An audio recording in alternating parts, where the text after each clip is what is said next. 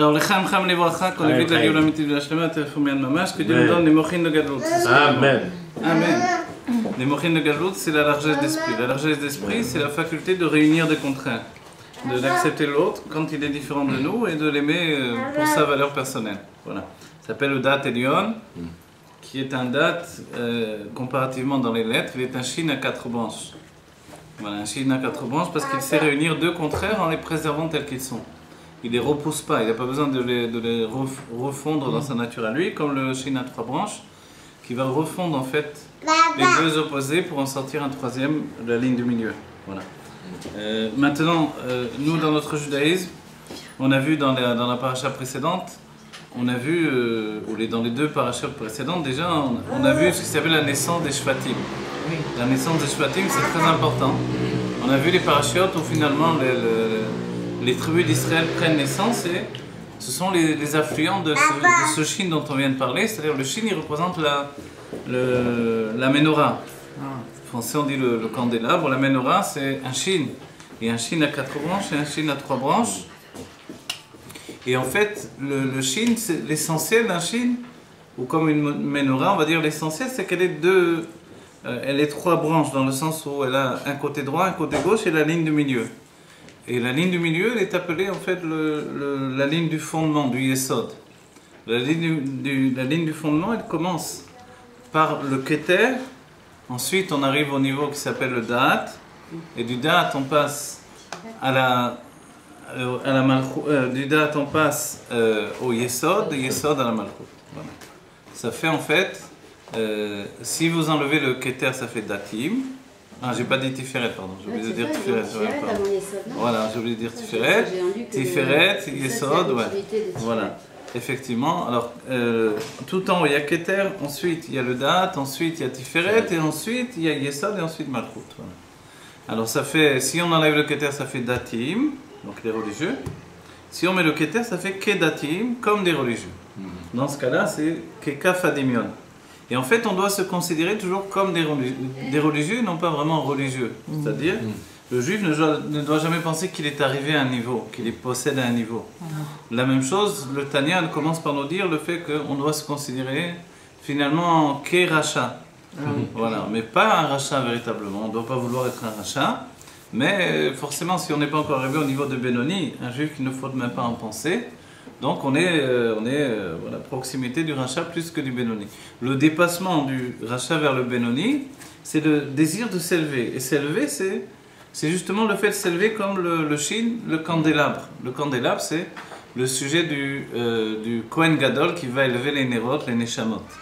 Le Kohen Gadol va élever les Neshamot, les âmes, depuis, en fait, non pas leur côté, leur aspect dévoilé, mais depuis leur aspect caché. Son travail, Al-Mouram Saïd nous dira que son travail, c'est d'élever vraiment les âmes depuis les Korot Anelamim Sheba Nefesh, depuis les forces cachées de l'âme. Et ces Neshamot qui sont en fait, c'est chacun d'entre nous, et nous provenons des Shvatim, des tribus d'Israël, et en fait, tous les Klalim sont là, la généralité de notre élévation, elle est là, et de notre chute également. C'est-à-dire que chaque Shevet a son niveau d'élévation, et chaque Shevet a son niveau de chute également. Donc on doit élever chacun dans sa particularité. C'est bien qu'il est dit que pour la tfila, pour la prière, chaque Shevet a aussi son shahar personnel. Elle a aussi son portail, sa porte personnelle pour monter dans les mondes divins. Et quand une Shevet prie avec le Sidour, le Nussar, donc le texte d'une autre Shevet, ça ne fonctionne pas. Parce qu'il n'a pas les clés pour ouvrir la porte. Voilà. On va dire, mais maintenant les Shvatim qui restent, puisque 10 Shvatim ont été perdus, il ne reste plus que ceux qui étaient liés à David Améler, on se rappelle, la tribu de David et la descendance, c'est-à-dire Yehuda et Binyamin. Pourquoi? Par rapport à Yerushalayim finalement. Yerushalayim et ses environs qui réunissent les deux Shvatim de Yehuda et Binyamin. Mais les autres, ceux qui sont appelés en fait Eretz Israël, la terre d'Israël, Israël qui est dans le reste de la terre d'Israël, finalement, ils ont été perdus a priori. Où est-ce qu'ils ont été perdus? C'est toute une histoire. Ils sont mélangés aussi, non? Voilà, perdus, mélangés, voilà, ça c'est, on va dire, il y a tellement de sources, il y a tellement de traditions. Certains disent qu'il y a même une tradition de Jérusalem, vous connaissez peut-être pas. Je l'avais entendu dans une Beta Knesset Sfarad qui s'appelle Moussaïof à Jérusalem.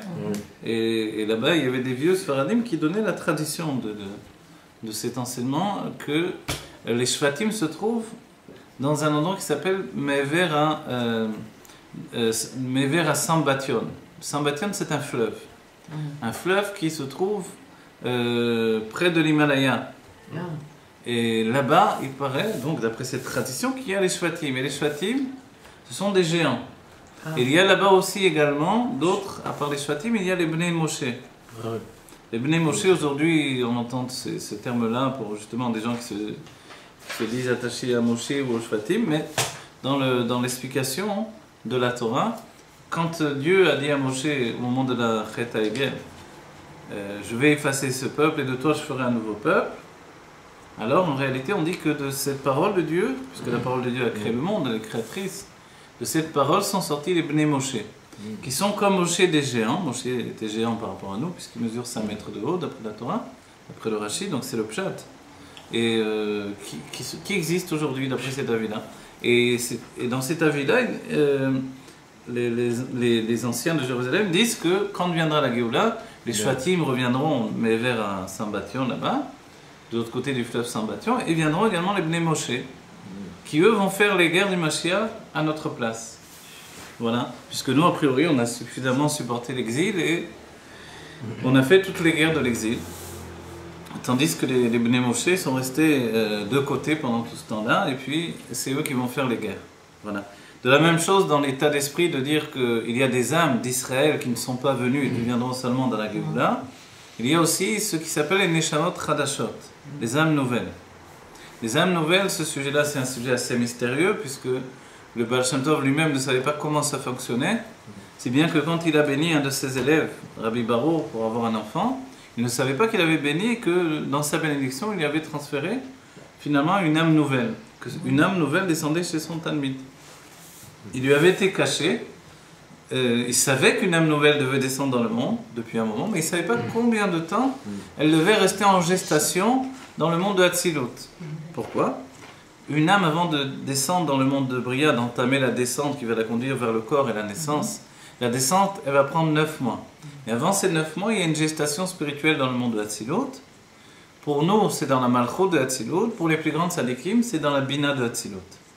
Du coup, les grandes Tzadikim sont considérés comme des frères et sœurs de la Malchut, donc la Shrina, et les sentiments, Kutsha Velechu, les sentiments du monde de Hatzilut.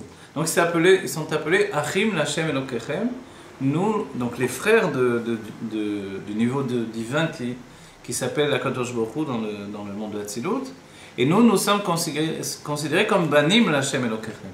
Nous sommes les enfants de Zeir Anpin, de Akadosh Baruch Hu, du monde de Hatzilut. Donc la différence, elle est assez importante, puisque de ce fait-là, on pourra dire, par exemple, pour Rashbi, ce qui est le plus célèbre, Adon Pnei Avaye da Rashbi, l'homme à la face de Dieu, sache qu'il s'agit de Rashbi. Rabbi Shimon bar Yochai. Dans la paracha précédente, vous avez dû le voir, dans la fin de la paracha, le Rashi nous rapporte sur le fait que tout à coup, Dieu va appeler Yaakov Avinu. Comment il va l'appeler ? Il va l'appeler quel ? Aleph Lamed. Et on ne comprend pas trop qu'est-ce que ça veut dire cette histoire-là. Et le Rashi dit que la Torah, elle est comme un marteau qui fotzet Sela, qui brise la roche, donc la roche la plus dure. Et finalement, la Torah, elle est comme ça. Il dit, en fait, c'est Dieu qui a appelé Yaakov Avinu, il a appelé quel ? Il a appelé Dieu. Yaakov Avinu s'est appelé Dieu dans ce cas-là. Et Rashi finit, il dit, mais moi je viens que les faire le pshat de la... C'est-à-dire, je n'ai pas fait une invention, je dis une chose qui est énorme, mais c'est le pshat de ce qui est écrit là. C'est-à-dire que là, le Shem Kel, donc le nom Aleph Lamed qui est lié à l'attribut de Chesed, de générosité, il est attribué à Yaakov Avinu. Qui est-ce qu'il a appelé comme ça ? C'est Dieu lui-même. Donc le Rashi dit, c'est le pshat. Comment on peut entendre une chose pareille ? Parce qu'à la base de tout, ces âmes-là sont considérées comme les frères de Kutsha Velechu et Shrinte et la Shrina dans le monde de Hatzilut. D'accord ? Pourquoi ? Parce qu'ils sont aussi les fils, comme la Shrina et Kutsha Velechu, ils sont les fils de Abba Veima, Chochma et Bina de Hatzilut. Voilà. Ça, c'est essentiel pour entraîner quelque chose d'important. Cette chose importante, c'est que quand on parle d'élever les Nerot, alors on les élève toujours depuis le Yesod, depuis le fondement des Nerot. Le fondement des Nerot, c'est le Yesod en général. On a dit que la ligne du milieu elle s'appelle Datim ou Kedatim, et le fait qu'il faut se voir en fait non pas religieux comme arrivé au bout de notre religion, et la religion dans le judaïsme, le rabbi précise qu'on peut difficilement parler de religion en parlant du judaïsme en réalité. Parce qu'on est habitué de dire quelqu'un est religieux ou pas religieux.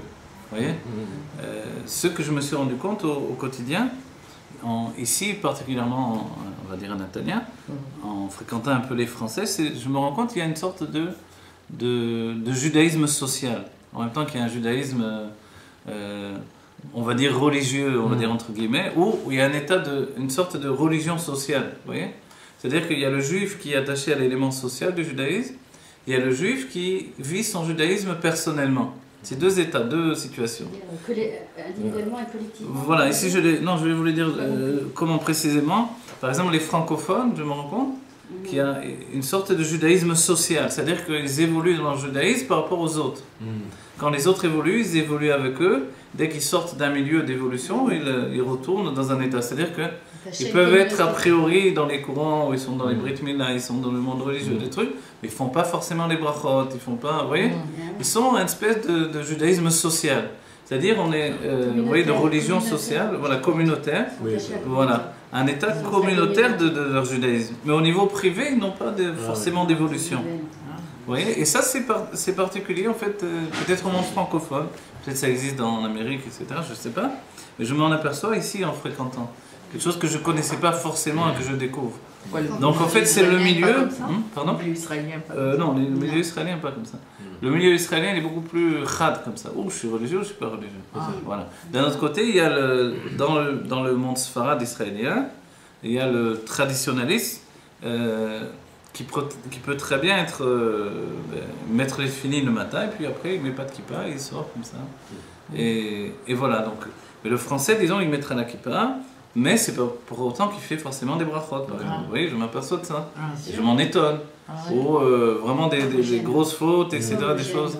Il y a une sorte de judaïsme qui est de religion communautaire, mais à titre individuel, ils ne sont pas du tout préparés à se confronter à titre individuel. Pourquoi ? Parce qu'il n'y a pas eu de suivi individuel.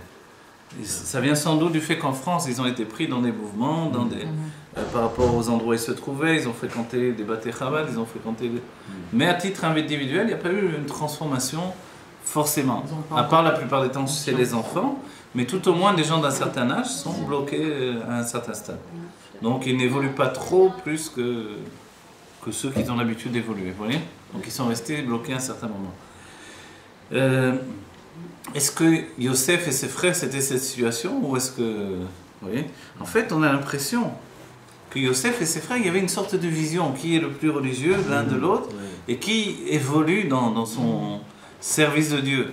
Le judaïsme, la problématique de base, qui est la richesse du judaïsme, c'est que ce n'est pas une religion. Comme ce n'est pas une religion, c'est un état d'être. Donc forcément, le juif, il ne manque de rien. Pas parce qu'il est religieux qu'il va avoir plus. Alors on va dire pourquoi tu es religieux dans ce cas-là ? Pour établir un lien avec Dieu. C'est ça la religion. Le dévoiler les mitzvot, c'est pas du tout être mieux que celui qui n'est pas religieux. Vous voyez ? Pas du tout. Il n'y a pas de notion comme ça. Puisque par exemple le Tanya nous dit que dès le moment où je suis assis, je peux étudier, je n'étudie pas la Torah, je ne le fais pas, je suis déjà un rachat d'après la Torah. Et si je ne fais pas de tchouva, je reste à ce niveau de rachat. Vous voyez ? Donc en fait c'est immédiat, c'est pas... Et au quotidien, on est confronté. C'est l'une des avérotes qu'on fait régulièrement et que le Benoni ne fait pas. C'est que quand on peut étudier qu'on ne le fait pas, c'est on est déjà appelé rachat. Ouais. Ça va vite. Et sur le rachat qui n'étudie pas la Torah, il est écrit karet et karet. Vous voyez ? C'est-à-dire on est chayav karet déjà. Alors, ça fait peur, on va dire. Alors, comment on va évoluer ? Donc notre évolution, elle doit venir d'un désir de se relier à Dieu. Et pas non plus l'idée de collectionner les mitzvot ou d'être plus. En fait, non. M'attacher à Dieu, c'est ce que Dieu me demande. Si pour m'attacher à Dieu, je dois faire les mitzvot, eh bien, je le ferai. Vous voyez ? C'est un nouvel état d'esprit. Entre Yosef et ses frères, c'est engagé une sorte de... on va dire presque de judaïsme évolutif. C'est-à-dire, chacun regardait l'autre. Et on va dire qu'il y avait les enfants des Imaot, et là j'exclus les servantes, et les enfants des Imaot, donc les enfants des Imaot, en réalité c'est surtout les enfants de Léa, étaient, on dit en hébreu, mevazim, ils faisaient honte aux fils des servantes. Et Yosef le rapportait à son père. Ah, il les rabaissait. Il les rabaissait parce que pour eux, ils étaient moins que... Parce qu'ils étaient les enfants des servantes, alors qu'eux étaient les enfants de Léa. Ah. Donc ils rabaissaient leurs frères. Et Yosef ne supportait pas ça, alors il le rapportait à son père.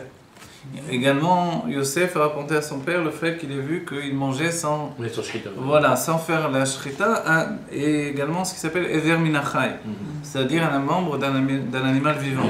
Ce qui est évidemment interdit, ce qui est même interdit dans cette loi de Bnei Noach, vous savez, parce qu'ils étaient avant de Matan Torah. Outre que tous les avot, donc les enfants faisaient la Torah. Alors voilà, c'est considéré comme de la Shonara. Un autre point, il était Choshed. Il est soupçonné d'avoir des rapports, voilà, pas très... catholiques. Voilà. D'accord. Sûrement, Pas très clair. Et en fait, sur tous ces points-là, il y a des explications et des réponses. Pourquoi et comment le Midrash explique ce qui se passait réellement. C'est-à-dire qu'a priori, d'après le Midrash, Yosef a totalement tort. Pourquoi?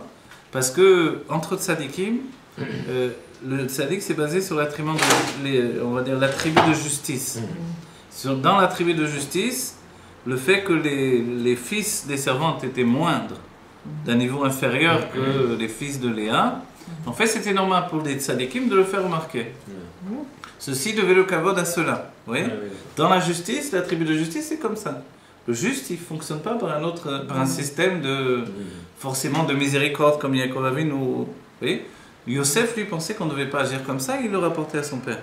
Mais eux, ils allaient dans la justice du tzaddik, on ne pouvait rien leur reprocher. Il n'est pas dit qu'ils étaient moins tzaddikim parce qu'ils faisaient ça. Excusez-moi, les servantes, elles ont été libérées de leur statut de Oui, servante. oui, mais quand même, il y avait une connotation de moins élevé que qui était le fils de Léa. Vous voyez, puisque les antécédents, n'oubliez pas, les antécédents, c'était Agar. Agar pour Abraham Avinu, et puis le fait même, il y avait, voilà, dans ces situations-là, dans l'esprit, c'est rentré dans la famille d'Abraham, on va dire. Et un autre point maintenant, le fait de manger Ever Minachai, alors c'était, qu'est-ce que c'est ce Ever Minachai? Le Ever Minachai, c'est de manger sans faire la shrita. En fait, il crée par le Sefer Yetzira, vous vous rappelez le Sefer Yetzira qui est le Sefer de Abraham Avinu, il créait un veau la veille de Shabbat, et il pouvait le manger au moment de Shabbat sans faire de shrita puisqu'il était créé par des noms divins. Il n'était pas une création divine naturelle, il était une création divine par le fait de la connaissance des noms divins. Si on connaissait véritablement l'hébreu, nous aussi on pourrait faire des veaux, on pourrait faire des diamants, on pourrait faire planter des arbres, faire ce que l'on voulait. Le diamant, je veux bien. C'était... Alors l'idée c'était d'utiliser, de faire que cette science de connaissance, elle devienne réelle dans leur quotidien. Les tzadikim peuvent vivre à des niveaux où on ne vit pas nous-mêmes. Pour nous, ça nous apparaît... Mais eux, dans leur mode de vie de tzaddik, ils vivaient comme ça et c'était comme ça. Donc évidemment, il n'y avait pas tous les interdits de Ever Minachai. On pouvait prendre un membre même quand il était vivant, puisqu'il n'était pas considéré vivant dans la nature de vivant créée par Dieu. Voilà. Et on n'avait pas besoin de faire la shrita, parce que la halakha ne nous oblige pas de faire la shrita dans un cas pareil. Donc alors, deuxième point. Troisième point, on dit que donc il disait qu'il y avait un problème dans les rapports avec leurs femmes, etc. En fait, il faut dire que les shvatim sont tous, d'après un avis, sont tous nés avec des sœurs jumelles. Voilà. Et lui, il pensait que malgré le fait qu'ils étaient nés avec des sœurs jumelles, ils n'auraient pas dû accepter de se marier avec elles. Pourquoi? Parce qu'ils se configuraient par rapport à la Torah. Ils étaient déjà la dor qui allait donner naissance à la Torah. Et donc Yosef, en fait, lui, dans sa vision des choses, c'était que le monde, par le travail de Yaakov Avinu, se préparait à la Torah. Donc, tout ce que l'on fait en dehors des normes de la Torah ne doit pas être fait.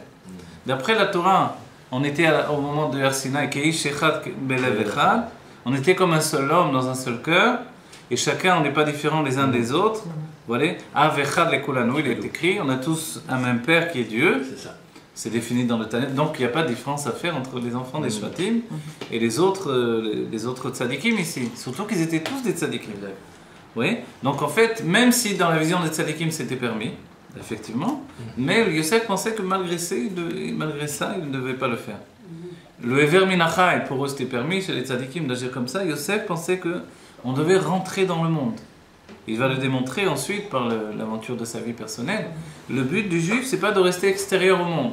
Et c'est l'une des raisons également qu'il n'était pas lui-même un berger. Alors que finalement, tous les avots avant Yosef étaient tous des bergers. Mais de Yosef, on n'entend pas qu'il était un berger.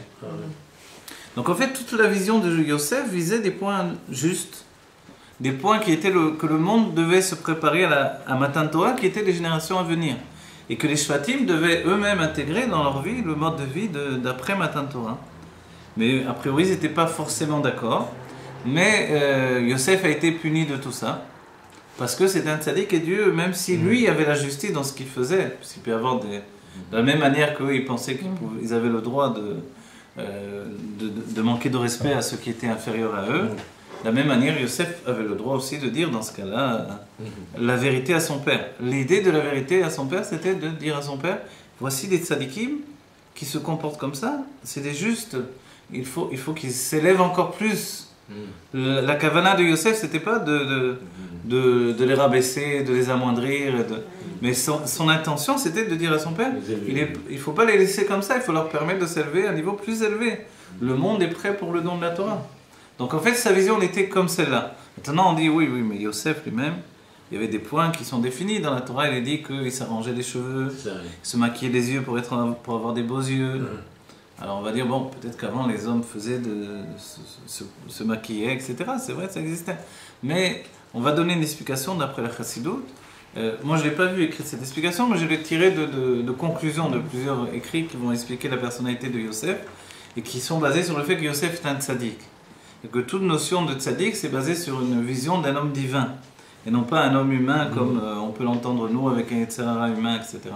Donc en fait, Yosef, il faut le voir qu'il était d'une beauté surhumaine. Cette beauté, il ne l'avait pas travaillée, c'était un cadeau de Dieu.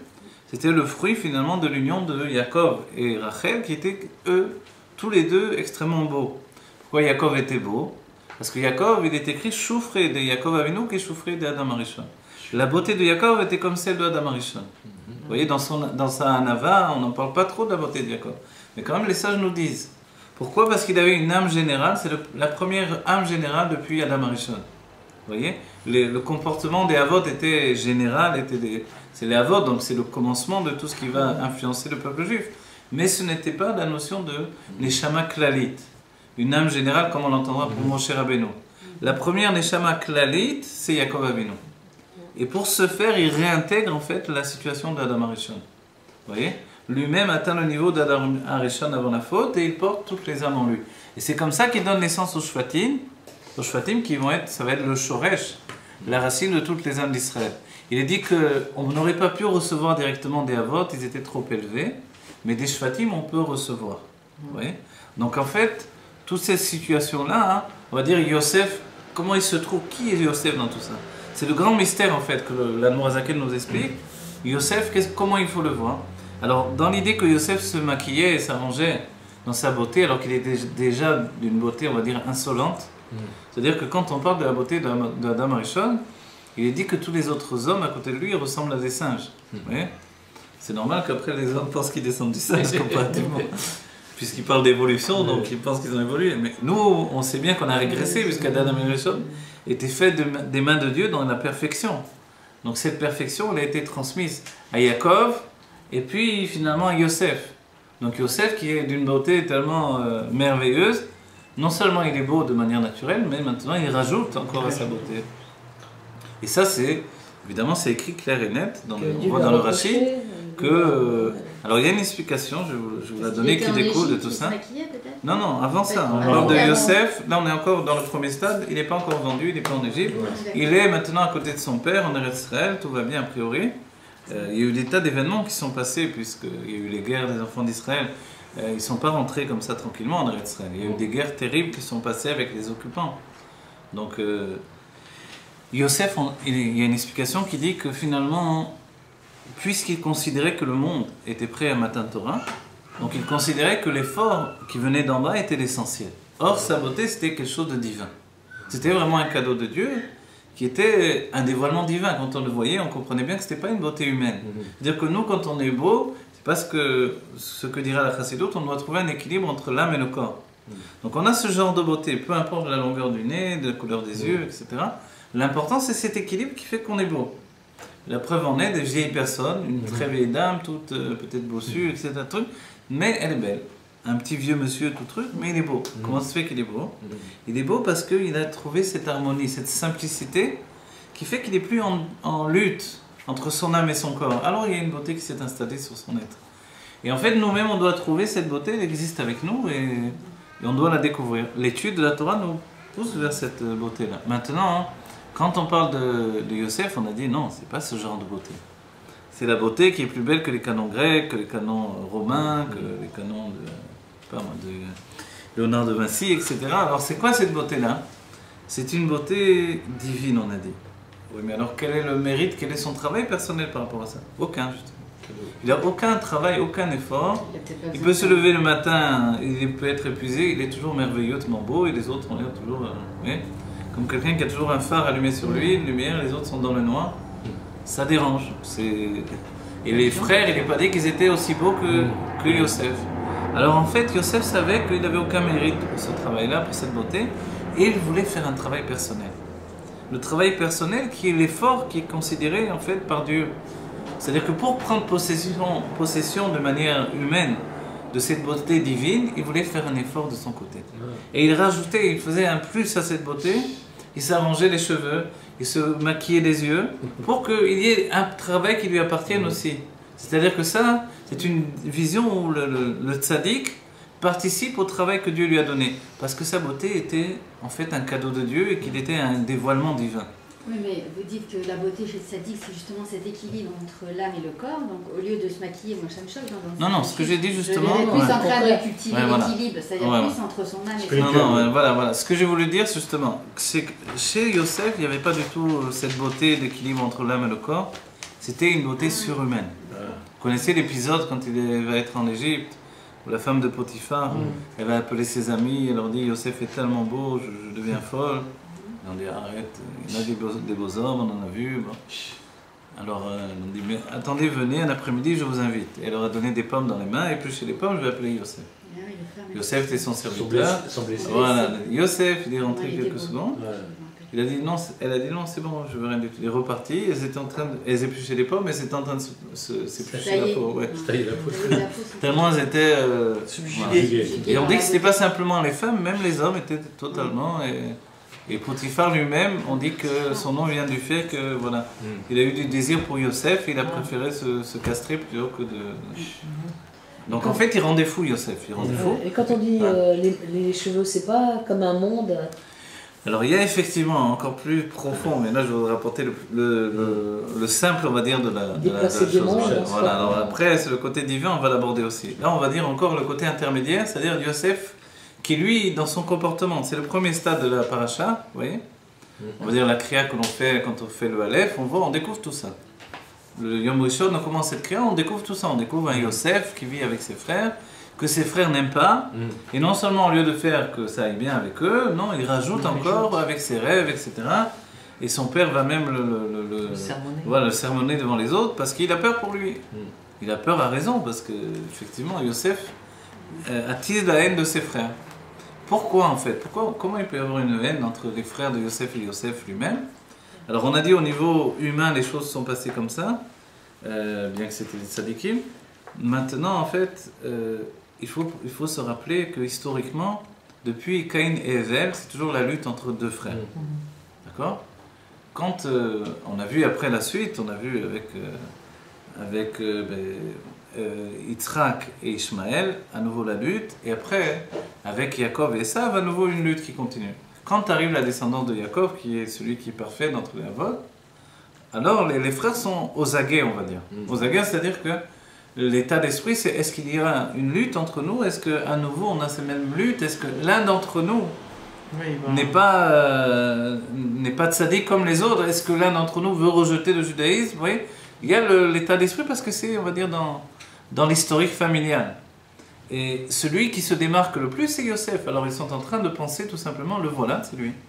Yosef, et celui qui rejette finalement son judaïsme. Mais en même temps, c'est étonnant, même pour eux, ce qu'il découvre, c'est que Yaakov, au contraire, va transmettre à Yosef, il va lui transmettre des secrets qu'il ne transmet pas aux autres. Ces secrets, c'est, on va dire, c'est un peu ce que l'on étudie, c'est la Torah de ce qui s'appelle la Torah des Nessiador, justement. Yosef est considéré par Yaakov comme un Nessiador à venir, le prince de la génération qui va venir, et il lui transmet ce qui se transmet de Nassi en Nassi, donc de prince de la génération à un autre prince de la génération. Il ne faut pas oublier que l'état d'esprit de Yaakov, c'était de donner naissance à Yosef uniquement au départ. Et que Lavan lui a mis Léa dans les bras, et à partir de là, ça a donné naissance à tous les Shvatim, en fait, tous les autres enfants. Oui, il a inversé aussi, parce que normalement, étant donné que Rachel était la première, Yosef devait être le premier. Voilà, Yosef devait être le premier, et même peut-être l'unique pour Yaakov. Finalement, dans la maison d'Abraham ou d'Israël, il n'y avait pas énormément d'enfants. Il y avait un enfant qui était fait avec la femme, vous voyez, la femme qui lui était attribuée, et d'autres enfants peut-être avec des servantes, mais à un niveau moindre, qui n'était pas, donc, c'était pas des tribus. La première fois, on voit une vraie famille juive, avec des frères qui se chamaillent, avec tout ça, avec l'action d'une famille juive, etc. Mais on ne comprend toujours pas, ceci dit, ce qui se passe avec Yosef. Yosef, donc, vous savez, l'une des choses qui a attisé aussi la haine de ses frères, c'est la tunique de Arieux, coutonnette passim. Et c'est quoi ces coutonnettes passim? Quand Yaakov donne une coutonnette passim, après tout l'épisode qu'on a vu auparavant avec les brebis et les chèvres, où c'était tout un sujet de tâches, des tâches comme ça, des tâches comme ça, vous vous rappelez? Akodim, Nekudim, Ubrodim. Alors on ne peut pas dire, ah, il faut être en alerte, se dire, il se passe quelque chose là. C'est pas un homme qui fait, pourquoi il n'a pas donné une coutonnette blanche ou d'une couleur particulière? Pourquoi passim justement? On n'a pas vu ça dans la suite. Les Kohanim n'avaient pas des passim, où est-ce qu'on a vu ça? En fait, les passim, de la même manière que les tâches définissent des mondes, les passim également définissent des influences divines. De quoi il s'agit? Et maintenant, on donne déjà en fait une définition de Yosef d'après la Pnimiut Torah. Il est dit que Yosef est supérieur même au Avot. Dans son âme, il a un niveau supérieur au Avot, bien que seulement 3 sont appelés les Avot, puisqu'ils sont le fondement. Mais Yosef est différent de tous ses frères. On va définir ce que dira le Torah. Mais il est tellement élevé, finalement, que Yaakov lui donne une coutonnette passim pour faire que son âme descende dans le monde et s'intègre et aille jusqu'en bas. Pourquoi jusqu'en bas? Parce que le nom de Yosef est lié à la même, on va dire, fonction de Yaakov. Yaakov visait le fait de prendre ce qui est le plus élevé et le descendre au plus bas. Ainsi, le nom de Yaakov, c'est Yud Akev, le Yud, la Chokhmah, il a la sagesse divine, qui descend jusqu'au talon. Voilà, le talon, c'est aussi notre époque à nous, l'époque du talon du Mashiach. Yosef, c'est encore plus que ça, c'est Yud Sof. C'est la Chokhmah, il a la sagesse divine du monde de l'Atsilut, du monde de l'émanation, qui descend jusqu'à la fin. Qu'est-ce que c'est le Sof? Il est dit les Mata Aden Tachlit. C'est notre époque où, à certains moments, finalement, on fait descendre les choses tellement bas qu'il n'y a plus de raison. Vous voyez? C'est-à-dire que dans notre judaïsme, il peut arriver qu'on ne sait même plus pourquoi on fait les choses. On est tellement déconnecté du dévoilement divin que quelquefois on prie, on ne sait même pas pourquoi on est en train de prier, puisque ma prière elle peut ne ressembler à rien, vous voyez? Pourtant je prie. Le rabbi dira par rapport au texte du Naftara qui était importante, ou Vekelim Rekim Altematu, et des réceptacles vides, n'arrêtez pas d'emporter. Vous vous rappelez la Shoumanite où Elisha lui avait dit qu'est-ce que tu as dans ta maison, je veux te bénir, elle n'avait rien. Elle a dit j'ai juste 2 jarres d'huile. Elle a dit emprunte à tes voisins. Et emprunte à tes voisins, elle a amené, elle a pris tout ce qu'elle pouvait de ses voisins, des jarres vides. Et lui, il a pris les jarres qu'elle avait déjà, elle a rempli de l'huile et de l'huile, de l'huile. Voilà. Et le texte, c'est les ustensiles vides n'arrêtent pas. Et le rabbi nous explique que les ustensiles vides, ça représente en fait notre avodat Hashem quand il n'y a plus de vie intérieure. Est-ce que je dois arrêter alors? C'est une question qu'on se pose à un moment. Si ma prière ne ressemble plus à rien, pourquoi je vais prier? Peut-être que Dieu il en a marre devant ma tête, qui finalement prie pour lui demander mes besoins personnels. Alors, comme je voulais rapporter, un chassid qui se trouvait à Jérusalem et qui priait au kotel et qui disait pourquoi une pierre du kotel n'est pas tombée et m'a écrasé finalement. Je suis tellement insignifiant. Il avait une conscience de son insignifiance dans son service de Dieu. En fait, c'était une âme très élevée. Et là aussi, en fait, alors le rabbi nous dit kelim rekim, en fait, des réceptacles vides, des tfilotes qui ont pas de vie intérieure, qui n'ont pas de feu, qui n'ont pas de passion, et peut-être même des marchavot zarot autant, des pensées stam, on peut prier, puisque la prière elle est assez longue finalement. Alors le rabbi dit, n'arrêtez pas. N'arrêtez pas, on n'arrête pas. Pourquoi? Parce que lorsque viendra le moment où il y aura de l'huile, et l'huile représente le dernier niveau qui n'est pas touché par l'extériorité, c'est-à-dire que quand auparavant on a pu dire qu'il y a un judaïsme communautaire, alors, effectivement c'est la communauté qui fait le judaïsme, dès qu'on n'est plus en communauté, on devient quelqu'un qui ne fait pas forcément ses brachot, qui ne fait pas forcément ci et ça, et ça existe malheureusement. Mais on va dire alors le niveau de chute peut être proche à chaque instant. Vous êtes étonné d'une personne que vous côtoyez à la choule, etc., que vous voyez religieuse et qui au quotidien n'est pas du tout religieuse. Comment ça se fait? On va dire alors c'est grave, elle peut être tombée très bas. C'est là où le rabbi nous dit que non, l'essence de l'âme, elle n'est pas touchée. L'essence de l'âme n'est pas touchée, c'est-à-dire que dans cette chute, il y a quelque chose qui n'est jamais touché par la chute. Et c'est le shemen. Le shemen, lui, il représente l'essence de l'âme. Et c'est pour ça que, malgré que ma prière ressemble à rien, Dieu me dit non, je te demande de faire des prières, fais des prières. Pour un homme, 3 prières par jour, pour une femme, au moins 1 prière par jour, et de ne pas s'arrêter en fait. On ne s'arrête pas, ça ressemble à rien, eh bien ça ressemble à rien, vas-y. Mais un jour ou l'autre, il y a une prière qui est plus intense que les autres. Il y a quelque chose, il y a un éveil.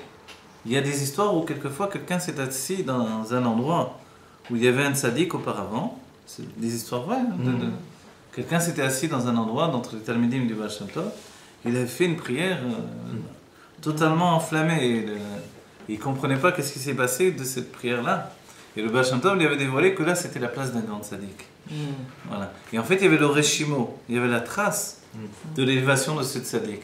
Et c'est pour ça, même si on peut, mais bon, c'est difficile dans nos générations, de prier à la même place, vous voyez, de prier dans le même site. Vous savez, des fois, ça pose des problèmes. Oui, non, je sais, ce que je dis, dans nos générations, il y a beaucoup de klalim qui... Pas du tout, oui. Donc tous ces klalim, on en fera uniquement quand c'est possible. Toujours contesté. Ouais. Quand on est au 770, il n'y a pas de place. Quand on est la Bida, on ne peut même pas reculer en arrière, tellement il y a voilà, on a des niveaux là au 770 de tous les côtés comme ça. Moi je me rappelle à la choule, je suis passé, je me rappelle une fois, c'était trop rigolo, j'ai pas rigolé tellement. J'arrive là-bas, c'est Shabbat, on ne peut pas transporter. Bon, on arrive à la choule, on pense trouver des sidours. Maintenant il y a des milliers de personnes. Pas de sidour, ils cherchent. Je trouve un sidour, je suis content, sauf c'était un sidour, rien à voir, c'était un sidour, je sais plus quoi. C'était Shabbat, c'était un Shabbat après les fêtes, c'était un sidour des fêtes. Alors, bon, je sais plus. Alors, le temps que je trouve un autre sidour, je m'installe avec mon sidour, j'étais épuisé parce que j'ai passé tellement de temps à chercher avec des milliers de personnes pour bouger, etc. Et je m'installe, quelqu'un me prend le sidour des mains, vous imaginez? Ouais. L'autre devant, il est en train de prendre le sidour des mains. J'ai dit juste que dans mes mains, on me prend le sidour. Alors c'était quelque chose. Mais on vous mettait le sidour sur la tête, les côtés, les trucs. La mida, on ne peut pas reculer. Alors on fait comme ça, c'est tout. Il y a trop de monde. Donc évidemment, là, il y a toutes les règles. Là. Vous savez, ceux qui disent « passe pas dans mes 4 coudées », attention. Bon, en fait, il y a ce que l'on peut, et ce que l'on voudrait, et ce que l'on peut, c'est une autre chose. Donc dans nos générations, on fait surtout ce que l'on peut.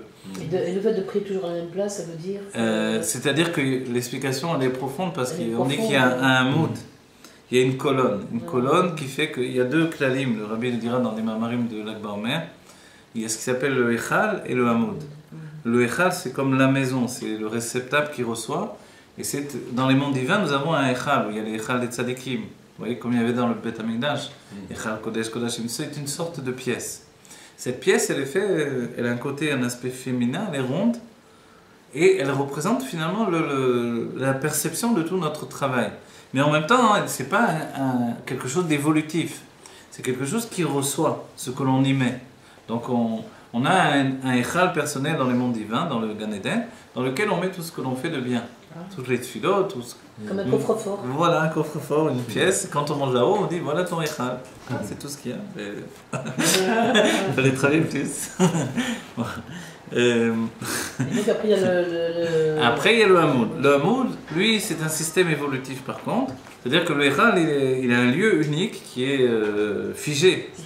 Pour qu'il y ait un ascenseur qui véhicule les éléments qui vont rentrer depuis ce monde-ci vers le Echal, c'est la colonne. Et la colonne, c'est pour ça l'image de la colonne de nuit et la colonne de feu, etc. Et puis le Echal, c'était les Anané Kavod qui étaient autour du peuple juif, vous voyez. Alors, la colonne, elle est fixée à l'endroit où j'ai l'habitude de prier. Voilà. Et cette colonne, elle s'élève en fait, elle s'élève jusqu'à l'infini, à d'Ensof. Et c'est vrai que chaque fois que je change de place, j'ai pas la même concentration. Alors, voilà, quelquefois c'est vrai. Moi, il y avait des époques où je priais, je faisais des efforts, j'essayais vraiment d'avoir ma place et de... Mais c'est dur, après finalement, on ne tient pas là non. On ne tient pas à l'usure. On ne tient pas trop à l'usure, c'est difficile. Mais à chaque fois, il faut faire un nouveau hamoud. Donc c'est plus d'efforts, on n'arrive pas. Mais celui qui est capable de prier au même endroit, forcément, il a sa propre colonne qui s'élève. De la même chose, de prier dans un même sidour. Dans nos générations, tout le monde prie dans le sidour qu'on prend la choule. Voilà. Moi, j'essaie de prier dans le même sidour. Voilà, parce que c'est pour ça que le rabbi prie dans son sidour à lui, parce que c'est quelque chose d'important. C'est dans ce sidour que rentre toute la kedusha de notre travail. Donc, voilà. Et finalement, il nous facilite la prière parce qu'il est déjà usé par nos prières précédentes. Donc tout ça, c'est un avodat Hashem. C'est un avodat Hashem, donc ce sont les shvatim. Et dans l'explication de tout ça, il est dit que, alors si on n'est pas, nous, on ne fait pas partie des 10 tribus, et est-ce qu'on est sûr qu'on fait partie de Yehuda ou de Binyamin? Peut-être ça fait qu'entre les deux. L'Admour Azaken a fait un sidour qui s'appelle le Shar HaKolel. Le Shar HaKolel, c'est ce qu'a dévoilé le Harizal. Le Shar HaKolel, c'est un sidour, donc le Teilat Hashem, c'est la finalité du Shar HaKolel. C'est une porte qui fait passer toutes les tefilot de tous les shvatim.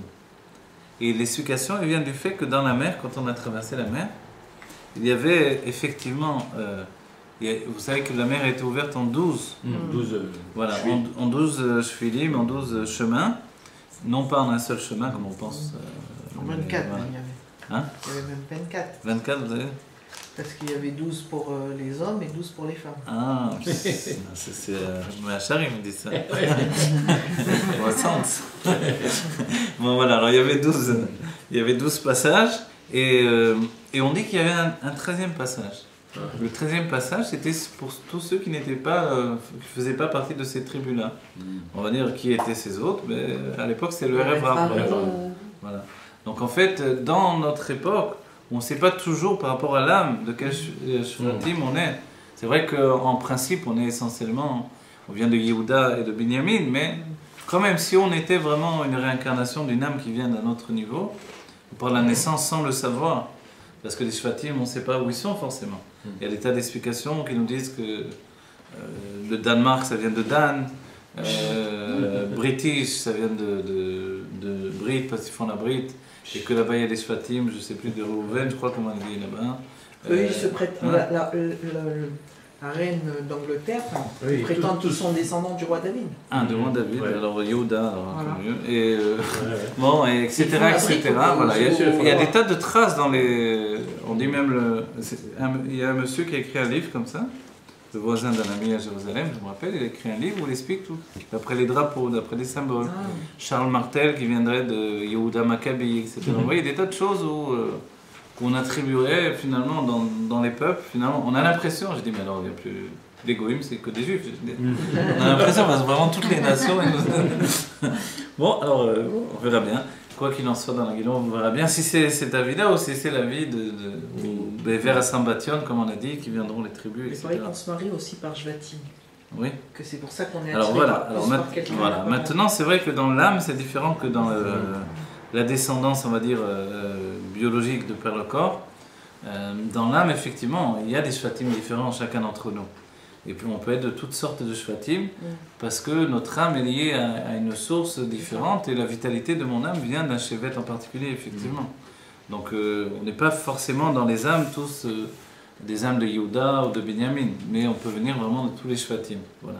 Et c'est pour ce faire que la tfila, que le Harizal déjà, on va dire ceux qui l'ont enseigné, ça réunit déjà l'idée de faire une tfila pour tous les Shvatim, c'est-à-dire un char à colette qui peut comporter tout le monde. Puisque l'idée du Harizal, c'est pas uniquement la descendance physique, biologique, mais également la descendance au niveau de l'âme. Donc, c'est-à-dire les Gilgulim. Et d'après cette vision-là, donc, effectivement, il y a une nécessité de prier d'après le chevet auquel on appartient. Voilà. Les grandes différences, on le verra dans notre judaïsme d'aujourd'hui, c'est Ashkenaz, Sfarad et puis Chassidique. Le monde chassidique, c'est basé sur un sidour Sfarad. Je ne sais pas si vous savez ou non. C'est pour ça qu'on voit le sidour Sfard. Sfard, c'est pour voilà. Mais Sfard, ça vient de Sfarad. C'est-à-dire pourquoi? Parce que le Harizal, ce qu'il a enseigné, c'est une base de Sidour Sfarad. Le Harizal a expliqué que les Sfaradim prient d'après le Seder des mondes divins. Lui, il était moitié Sfarad, moitié Ashkenaz. Il avait un père Ashkenaz et une mère Sfarad. Donc il priait moitié-moitié. La semaine, il priait avec les Sfaradim. Et le Shabbat et les fêtes, il priait avec les Ashkenazim. C'est pour ça 2 Bate Knesayot du Harizal à Sfat.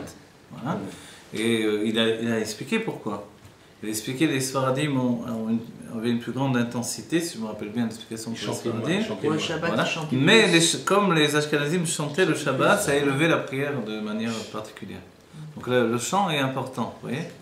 N'oubliez pas qu'à certaines époques, avant le Baal Shem Tov, le chant était pratiquement retiré du judaïsme, vous voyez. On chantait très peu quand même dans les Beth Knessiot, etc. Et en dehors, il n'y avait pas de chant. En dehors, c'était terminé, le chant, c'était éteint dans le judaïsme. C'est le Baal Shem Tov qui a ranimé le chant et qui a entraîné le fait de retourner et de définir que le chant est un service de Dieu à part entière.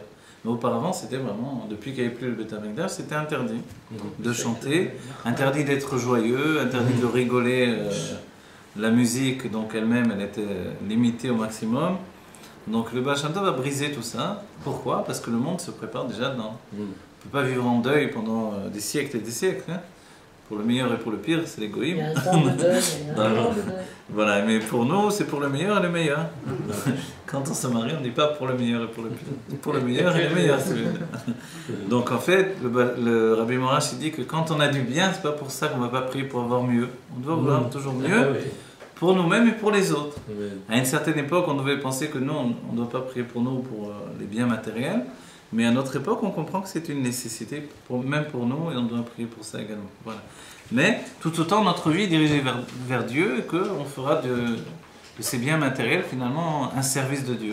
C'est-à-dire qu'on a de quoi faire, ne serait-ce que donner la tzedaka de manière correcte, ne serait-ce qu'aider les autres, et utiliser l'argent pour faire toutes les bonnes choses qu'on peut faire avec l'argent. Voilà. Imaginez des choses merveilleuses, des gens qui ont des milliers de paires de tefilines, à des soldats qui font des milliers de bar mitzvot, à des enfants en même temps. Imaginez, c'est merveilleux de faire ça.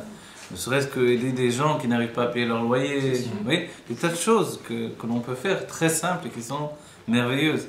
Il y a une histoire que... où est-ce que j'ai vu cette histoire? Ah oui, je viens de voir cette histoire sur Chassidut.org. Parce que le Motzi Shabbat, on raconte une histoire. Le Minak, c'est de raconter une histoire du Baal Shem Tov. Pourquoi? Il est dit parce que c'est bon pour la Parnassa. Le Rabbi Morash a précisé que c'est pas uniquement du Baal Shem Tov, de tous les tzadikim on peut raconter l'histoire, que c'est pas uniquement bon que pour la Parnassa, c'est bon pour tout. Voilà, et pas que Motzi Shabbat. Mais Motzi Shabbat, il y a un Minak quand même, et c'est bon de garder les Minagim. Et j'ai vu une histoire qui est liée au Rabbi, et une histoire qu'on ne connaissait pas, qui a été publiée. Le fait que le Rabbi, pendant la guerre, on sait que le Rabbi a eu de nombreux agissements. Vous la connaissez, vous avez vu? Non. Le Rabbi, parce que vous faites oui, alors je crois que vous connaissez. On est des bons élèves. Ça, quand on ne comprend pas, ça passe quand même. Alors, Mon fils, il m'a dit, pourquoi tu fais comme ça? alors voilà, regardez, l'histoire elle est très belle parce qu'on ne la connaît pas du tout, mais le Rabbi a fait de nombreuses choses qu'on ne connaît pas, qu'on découvre de plus en plus. Outre le fait que on découvre que le Rabbi a participé vraiment au monde militaire d'Eretz Israël, au monde militaire pendant la guerre en Amérique également, puisqu'il était ingénieur, le Rabbi, etc. Mais des tas de choses, peut-être une autre fois on racontera, mais ce que l'on connaît et qu'on découvre de plus en plus, que l'on connaît moins, c'est les agissements du rabbi pendant la guerre. On connaît très peu de choses. Or, il y a une grande période où le rabbi était en France avec sa femme, et pendant cette période, c'était vraiment la période de l'occupation. Donc les nazis étaient en France et le rabbi était en France aussi. Et le rabbi était d'abord à Paris, après il était à Marseille et à Nice. Vous voyez ? Donc il agissait un peu sur toute la Côte d'Azur. Et l'une des choses qu'il a fait, en fait, il y avait un orphelinat de juifs, donc d'enfants juifs, qui avaient perdu leurs parents et qui étaient vraiment dans un état terrible. C'est-à-dire dans un état où, avec la guerre, ils étaient arrivés à un stade, non seulement ils étaient totalement perdus spirituellement, et abandonnés par leurs parents, mais ils étaient en train de mourir de faim, il n'y avait plus de nourriture. Dans l'orphelinat. Ouais, dans l'orphelinat, ils n'avaient plus rien à manger. Et à un certain moment, est venu un monsieur qui est rentré avec un sac rempli de pain, et il avait des baguettes dans le pain, voilà, il avait des baguettes dans le pain à la française, et il leur a distribué des baguettes, il leur a distribué des boîtes de sardines et des boîtes de thon. Et comme ça, il s'est occupé de faire manger chacun des enfants de l'orphelinat. Et quand certains étaient tellement découragés qu'ils n'arrivaient même plus à manger, le rabbi se mettait à côté d'eux. Alors j'ai dit ça, le rabbi, c'est voilà. En fait, il ne savait pas qui il était, il se faisait appeler monsieur. Et donc le monsieur, il commençait à l'attendre, il venait tous les jours, pendant une longue période, ils n'avaient plus rien à manger. Et tous les jours, il venait leur apporter du pain, des boîtes de sardines, de thon, c'était ce qu'on trouvait à cette époque-là. Et il leur donnait à manger tous les jours. Et vraiment, il leur donnait à manger à chacun en particulier. Et ceux qui n'arrivaient pas, il les prenait sur ses genoux, il leur racontait des histoires. Quelquefois, un enfant était par terre, le monsieur s'asseyait avec l'enfant par terre. Et comme ça, il attendait. Pendant une grande période, il est venu. Et grâce à Dieu, ils ont passé cette période. Et après, bon, la nourriture est revenue. Mais le monsieur n'est pas revenu, il n'avait plus de besoin de revenir, les choses se sont améliorées. Mais des années plus tard, un des enfants qui était là-bas, il te raconte, donc il ne savait pas qui c'était. Pour lui, c'était le monsieur. Monsieur, il appelait tous les enfants, parce qu'on était en France. Et donc le rabbi racontait des histoires en français. Il connaissait même pas son prénom. Voilà, il connaissait même pas son prénom. Non, il ne connaissait pas du tout qui était cet homme-là. Et des années plus tard, un des enfants était parti en Amérique, donc il avait grandi, c'était un adulte. Et quelqu'un lui a dit, viens, on va aller voir le rabbi de Lubavitch, alors, qui distribue le dollar. Donc, lui, il a dit d'accord. Et puis il s'est retrouvé, il a attendu, il était assis, il disait des télim, et puis... Il a reconnu. Ah non, c'était peut-être pas le dollar, c'était la yechidot, c'est ça? Oui, ouais, c'est la yechidot. Et puis on lui a demandé de rentrer, il est rentré. Et là, le rabbi lui a dit, il a appelé... David Ailé. Il a dit, comment il a appelé David Ailé. Il a appelé le rabbi David Ailé. Ça me fait plaisir de te voir, un grand sourire. Et donc il est resté... Et le rabbi l'avait reconnu depuis, il le connaît. Alors maintenant on parle, c'était un enfant, il était devenu un adulte et le rabbi l'avait reconnu. Et, voilà. Et là il s'est rendu compte que ce monsieur en question c'était le rabbi de Lubavitch. Voilà. Donc ça c'est d'entre une goutte d'eau des agissements du rabbi. Il s'occupe de faire manger les enfants. Et c'est quelque chose de merveilleux, imaginez, pour ces enfants. C'est-à-dire que la description, si vous pouvez regarder sur Chassidut Rock, c'est écrit une histoire qu'on ne connaissait pas du tout. Et voilà, ce monsieur maintenant il est à Melbourne, si je me rappelle bien, et il raconte cette histoire. Donc c'est très beau. Mais cette beauté-là, on voit le rabbi dans sa jeunesse, il est très beau, et dans la suite il n'arrête pas d'être beau. Mais la beauté, finalement, chez les Initiadors, c'est quelque chose qui vit avec eux. Et on a dit que Yosef était tellement beau, donc, que pour donner un travail personnel, il rajoutait à cette beauté. Et loin pour nous de l'attribuer à de la gava, il n'avait pas d'orgueil, ce Yosef, ou alors c'est pas du même Yosef dont on parle. Mais le Yosef en question, quel était son niveau? Il était plus élevé que les Avot eux-mêmes.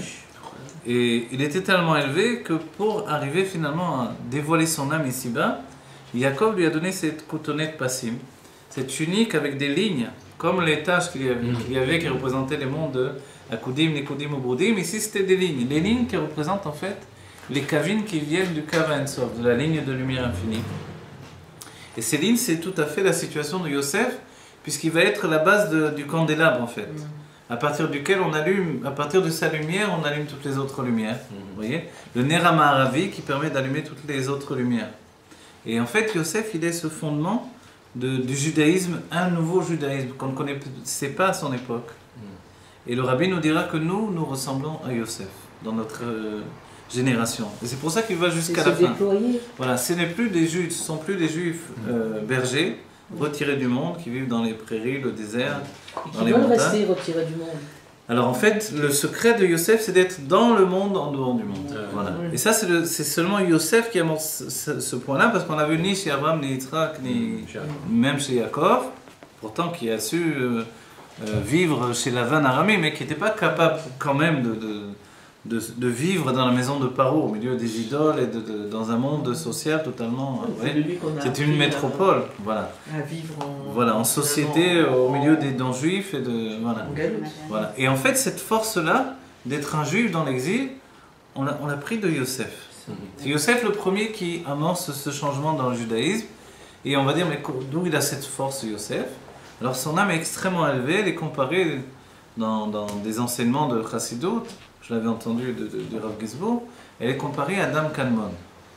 Adam Kanmon, c'est la volonté générale de toute la création. C'est le premier vêtement qui s'habille sur la ligne de lumière infinie, sur le Kav Ensof. Et en fait, Yosef, qui a une telle âme, d'une telle élévation, la définition de Adam Kanmon, on la donnera justement ensuite au Nessi et Ador. Bien qu'ils sont des âmes de Hatzilut, on dit que leur source vient de Adam Kanmon. Et en fait, cette volonté générale, qui est la base de toute la création que l'on connaît, elle s'inscrit dans la réalité du tzaddik, qui lui est totalement un être divin en dehors des normes de la réalité. Et par la suite, on verra que Yosef fait tellement de miracles qu'il lui est interdit de faire tout ce qui s'appelle une ishtadlut. C'est-à-dire que dans notre judaïsme, on comprend bien qu'il y a un travail personnel à faire. Vous voyez? Pourquoi il a été reproché finalement de s'améliorer, même de se maquiller, et que ça a été très mal vu, parce que ça rentre dans les choses où il ne doit pas faire de lui-même finalement. Il est miraculeux qu'il reste miraculeux, et c'est comme ça. C'est son état de vie. Quand en prison, il va donner 2 mots, il va demander par 2 mots d'être délivré, par celui, vous voyez, à qui il va annoncer, il va expliquer son rêve, etc. Et on verra que les rêves iront d'après son explication. C'est-à-dire c'est lui qui fait la réalité. C'est-à-dire quand il a dit maintenant, il a expliqué le même rêve, a priori ces 2 rêves étaient très proches dans l'état d'esprit finalement. Mais c'est Yosef qui a donné l'explication. Et quand il dit que maintenant, c'était le Sar Mashkin et le Sar Tabachim, donc un qui va servir à boire et l'autre qui va servir de la nourriture, etc. Et celui qui servait à boire, pourquoi il était emprisonné? Parce qu'il y a eu une mouche dans un verre et que Paro l'a fait emprisonner. Oui. Donc compte tenu devant ces deux, on va dire, serviteurs, c'était quand même des nobles, ce n'était pas uniquement des serviteurs. Vous savez qu'avant Yosef, l'Égypte n'était pas en fait une Égypte féodale comme on l'entend, c'est-à-dire une Égypte de royauté absolue. C'est Yosef qui a transformé la royauté d'Égypte en royauté absolue. Pourquoi? Parce que ça fait partie du judaïsme. La notion, on le verra au Moyen-Âge, on parle de ça, et dans d'autres époques plus lointaines encore.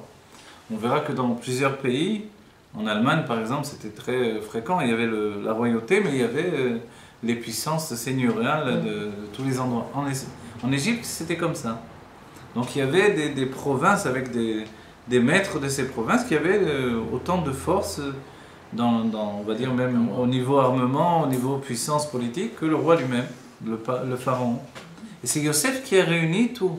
Par le fait qu'il y a eu la famine, par le fait qu'il va obliger tout le monde à se vendre au pharaon, il va construire la royauté humaine. Pourquoi? C'est la définition que la royauté humaine ressemble à la royauté divine. Et de ce fait-là, en fait, on verra que même Moshe va donner du kavod à Paro. A priori, il vient l'exterminer, il vient détruire l'Égypte, donc il n'y a pas de quoi donner du kavod à Pharaon. Et en fait, de là, on comprendra que quand un homme a un échelon élevé, il faut lui donner du kavod. Et on verra que même Yaakov, lorsque Yosef va venir le trouver sur son lit entre guillemets, de mort, où il était malade, au moment de maladie, Yaakov va faire l'effort de se relever, parce qu'il s'est dit, c'est un vice-roi qui rentre, et je dois lui donner du kavod. Donc cette définition-là, de donner du kavod à la royauté, elle est importante, parce que la royauté terrestre ressemble à la royauté divine. Voilà. Maintenant, donc, Yosef, d'où provient son âme? Pourquoi il y avait une telle différence entre lui et ses frères? L'explication de l'Admorazaken ici, dans le Torah, c'est que les frères de Yosef n'avaient pas le même niveau d'âme que Yosef lui-même. Il explique l'Admorazaken que Yosef, quoi que l'on dise qu'il est une âme qui est liée donc à des niveaux extrêmement élevés, il est considéré aussi comme une âme de Hatzilut. Une âme de Hatzilut, ce sont les âmes comme les Avot. Donc il y a Abraham, Yitzhak et Yaakov, et il y a Yosef aussi, qui est aussi élevé qu'eux, ou qui est peut-être plus élevé, mais les Avot restent les Avot évidemment. Et Yosef, en étant aussi élevé finalement, quand il raconte ses rêves, ce ne sont pas simplement des rêves, ce sont des rêves prémonitoires, qui définissent que finalement, son comportement par rapport à ses frères dans ses rêves, c'est ce qui va se passer réellement. Pourquoi ? L'explication était assez simple en fait. Les frères pensaient que Yosef et eux-mêmes étaient des âmes du monde de Hatzilut. Mais ce que dit l'Admorazaken, c'est qu'il y a des âmes du monde de Hatzilut, du monde de l'émanation dans le monde de Hatzilut. Il y a des âmes du monde de Hatzilut dans Bria. Les frères de Yosef, pourquoi on reçoit des Shvatim ? Parce que ce sont des âmes de Hatzilut, mais intégrées dans le monde de Bria. Et ça, c'est des âmes qui peuvent influencer à chacun d'entre nous. Tandis que Yosef était, comme les Avot, des âmes de Hatzilut dans Hatzilut. Si bien que quand les frères voyaient l'image qu'il leur a donnée dans les rêves, aussi bien de l'image des moissons qui vont se prosterner devant sa moisson, lui, etc., tous ces sujets-là, c'est le fait que les frères pensaient qu'ils étaient tous en train d'influencer les mondes inférieurs. C'est-à-dire Yosef et eux-mêmes. Mais en fait, la réalité, c'est que Yosef, lui, était tellement élevé qu'ils devaient recevoir de Yosef leur vitalité spirituelle. Et en fait, donc, ils devaient faire le travail qui ressemble au fait de se prosterner, c'est-à-dire, ils devaient prendre de lui, ils devaient faire ce qui s'appelle la lotman et recevoir de lui. C'est-à-dire monter une eau féminine qui est une demande vers le tzaddik et attendre que le tzaddik donne son influence finalement. Et ça, non seulement ils ne l'avaient pas compris, mais ils n'étaient pas capables de l'intégrer. Pour eux, c'était trop difficile. C'était trop difficile de le vivre, de l'intégrer dans leur réalité. Et c'est là où l'erreur s'est passée entre les frères Yosef. Quand on dit homme et féminine, c'est tout un travail qu'on doit faire. Voilà, le Zohar dira, au lieu de dire eau féminine, le Zohar dira les Itaruta del Tata. Oui. Ah, merci beaucoup. Un réveil.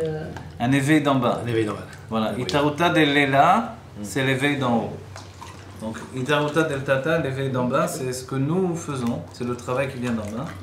L'éveil d'en haut, lui, c'est quand il y a une réponse à cette demande que l'on fait d'en bas. Quand nous prions vers Dieu, ça s'appelle Itaruta del Tata, l'éveil d'en bas. Ou, dans le terme du Harizal, dans l'Etzraïm, Maim Nugvin, les eaux féminines. Et qu'est-ce qui nous répond? Ce sont les eaux masculines. Maim Drochim. Man et Mad. Vous voyez? Donc les Maim Drochim, les eaux masculines qui nous répondent, finalement c'est une réponse à l'éveil que nous avons fait d'en bas. Et plus on est éveillé d'en bas, et plus l'influence qui vient d'en haut, donc, est en éveil de l'autre côté. Donc, vous voyez, tous ces éléments-là viennent nous dire, l'Admorazaken vient nous faire comprendre que Yosef, c'est pas un jeune homme qui est rien du tout, qui sait pas où il est, qui a du Yetzirah, qui s'habille, qui se fait beau, qui se costume, qui sait. Et ses frères l'ont pris en haine parce qu'en plus il était de la Shonara. Pour eux, on dit, bon, ils ont raison. Il est invivable ce Yosef. C'est vrai. Comment un garçon comme ça il est rentré dans la maison des Shvatim? Et pour eux, ils se sont dit, voilà. On avait nous aussi un gamme comme les autres générations. On a notre Esav, on a notre Ishmaël, c'est Yosef. En fait, il était tellement élevé qu'il était inapprochable. C'est ce que l'on verra par la suite, c'est que quand il va se trouver dans la maison de Pharaon, il est écrit qu'ils ne vont pas le reconnaître. Et le Rashi dira, parce qu'il avait vu sans barbe un jeune homme, il le retrouve avec une barbe, un adulte. Ils ne l'ont pas reconnu forcément. Bien qu'on a vu notre histoire, le Rabbi a reconnu tout de suite quelqu'un qui était un enfant qu'il a retrouvé adulte. Alors on dit, comment c'est possible? Donc les frères de Yosef auraient dû le reconnaître dans cet ordre d'esprit.